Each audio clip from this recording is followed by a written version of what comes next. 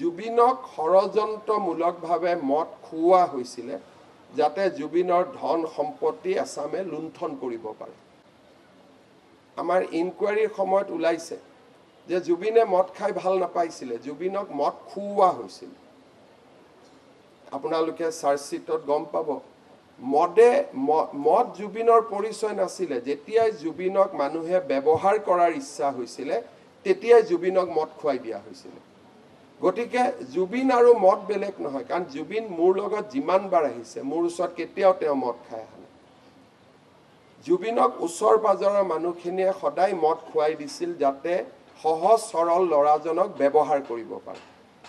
সেইটো দুৰ্ভাগ্যজনকভাৱে অসমৰ বহুত মানুহে সেইকেইদিন প্ৰচাৰ চলালে যে মদেদিহে জুবিনক শ্ৰদ্ধাঞ্জলি জনাব পাৰি। একেবাৰে মিছা কথা। ইনকুৱাৰীত পাব আপোনালোকে জুবিনক ষড়যন্ত্ৰমূলকভাৱে মদ খুওৱা হৈছিলে যাতে জুবিনৰ ধন সম্পত্তি আসামে লুণ্ঠন কৰিব পাৰে। মদ জুবিনৰ পৰিচয় নাছিল। জুবিনৰ পৰিচয় আছিল সংগীত, জুবিনৰ পৰিচয় আছিল দুখীয়া নিৰশ্ৰয়জনৰ লগত থিয় হোৱা, জুবিনৰ পৰিচয় আছিল অন্যায়ৰ বিৰুদ্ধে মাত মতা।